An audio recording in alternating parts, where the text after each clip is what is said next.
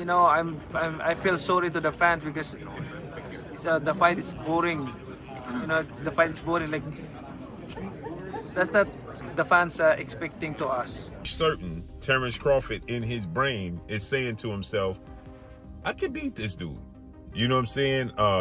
If he actually goes through with it, he'll be 38 years of age next Sunday. Guy right now in the sport that's supposed to be the man, big bad wolf.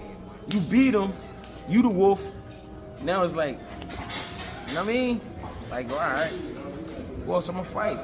You beat the shark, you beat the wolf.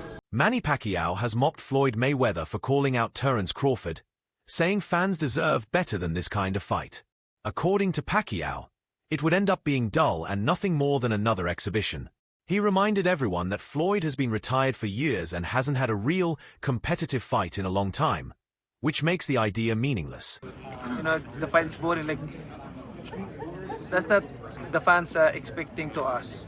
I mean, as a fighter, if I'm a fan, of course I want to see a good fight, like changing fight, not a passion show.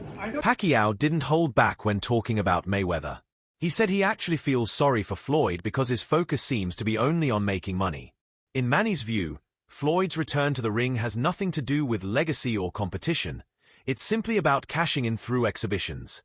He called a possible fight with Terence Crawford a money grab, not a genuine sporting contest. Pacquiao went on to say that this approach empties boxing of its spirit, turning it into more of a business show where fighters walk in to put on a display rather than fight like true competitors. Now, in the beginning of this conversation, you say, I don't like boastful people. How was it like fighting Mayweather then? Did he get on your nerves? Because I feel like he's a little bit more boastful than the people you might be wanting to hang out with. Yeah, he's boastful. I think his God is the material things, money, everything like that. I'm pretty with him because I want to share the word of God in him if he believes God. Yeah. I've heard he's a generous man. I think he's done good things. I think, he kind of reminds me of like a lot of people are like this, by the way, including myself. I'm not just saying him. I'm including myself. The man who goes up to Jesus and says, what should I do to get into heaven? He says, sell all your belongings. And he walked away crying because he couldn't sell his belongings. Exactly. The announcement that Floyd Mayweather and Mike Tyson will fight in 2026 sent shockwaves through boxing. Experts were quick to note that it isn't a battle between two fighters at their best, but more of a money-making spectacle. The bout is being promoted as a tune-up for Mayweather before he possibly faces Terence Crawford later in the year.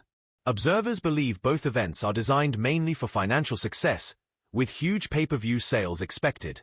Tyson's legendary name and Floyd's worldwide brand guarantee massive attention, even though the fights themselves don't hold much sporting value. Broadcast for Jake and Tyson and some people like the likes of Carl Froch viewed that as an endorsement. Like, look, man, I'm just working. It's a big opportunity to be on Netflix. I didn't put the fight together. I'm not paying these guys. So, let's chill out. But all right, I'm not going to poo-poo this. I just don't know what CSI is. And the way it was presented made me think that there was like a secondary press release to come, that they'll be involved in like some sort of like virtual boxing thing. Like, it just didn't seem real. You know why it didn't seem real? I'll tell you why. There's no date attached to it. There's no venue attached to it. Forget rules, exhibition, not exhibition, weight. I mean, here's a guy who fought a heavyweight fighting forget all that. These things can get figured out, the fine details.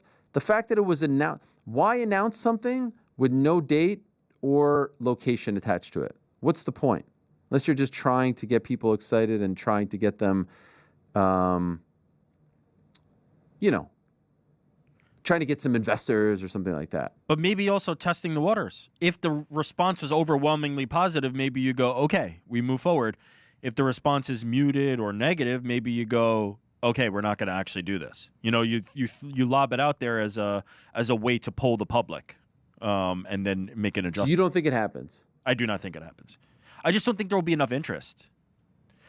I know they have huge name value. There's zero, after the last performance by Mike Tyson against Jake Paul, I don't think there's going to be interest in seeing Mike Tyson do that again. Terence Crawford has always spoken highly of Manny Pacquiao.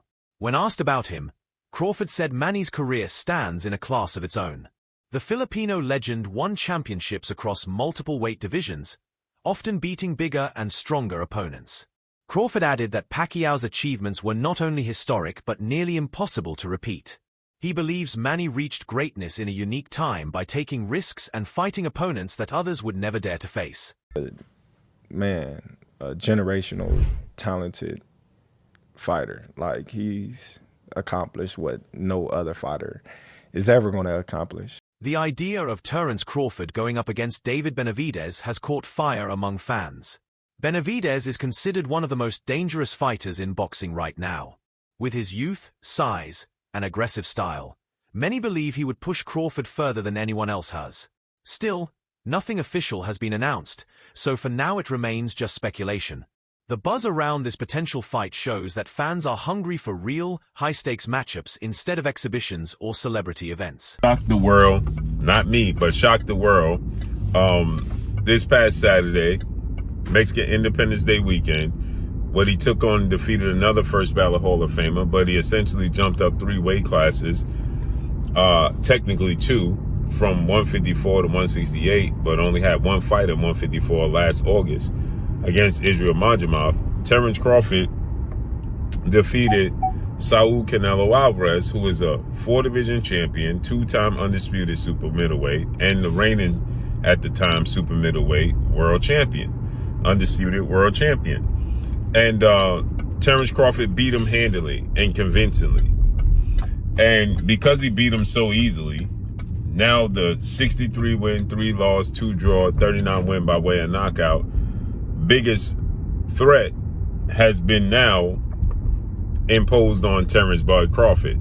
And that's the Mexican Ecuadorian monster, David Benavidez, who is a 2-division undefeated world champion, is the 2-time WBC super middleweight and reigning WBC light heavyweight, 175-pound champion, who has a record of 30 wins, no loss, no draw, 24 wins by way of knockout. He stands 6'2" with a 75-inch arm reach. This is a fight that David Benavidez has been calling for Canelo Alvarez when he was at 168, and Canelo Alvarez strategically maneuvered around him. But Canelo Alvarez is 5'7", with a 70-inch arm reach, started his career at 147 pounds, made his real name at 154 pounds. He's not a big guy, okay? And styles make fights. Benavidez is 6'2" with a 75-inch arm reach. His last fight at 168 against Demetrius Andrade, he rehydrated to 193. So he's a big guy. Canelo Alvarez probably rehydrate to 182, maybe 185 max, right? He's not a big guy, right? Trainer Greg Hackett praised Crawford's incredible win over Canelo Alvarez.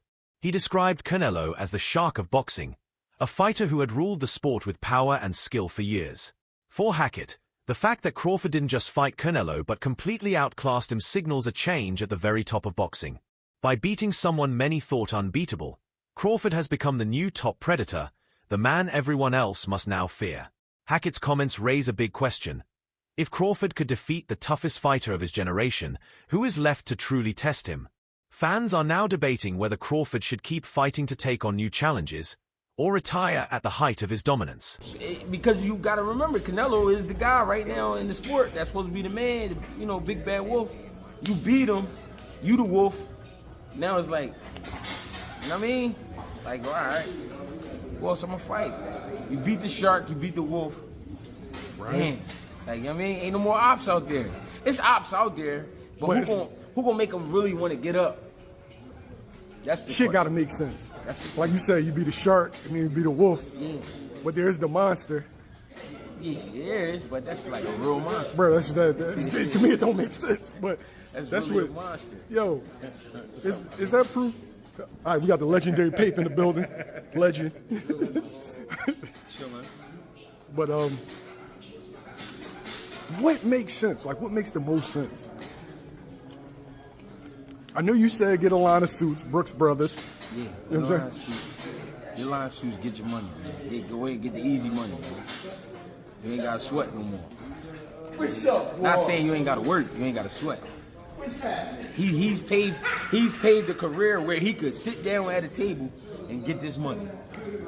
He could come out with a Terence Crawford series now, just whatever, doing whatever he like to do. People gonna watch it. Nobody. The fighting part, people don't understand what it's like to be a fighter. A lot of times fighters really don't be interested in certain fights. It's because when a guy see himself up here and then is fighting a guy down here, it don't interest him. So therefore, when he train, he not gonna really train. He gonna train, but he not gonna train. He not gonna listen.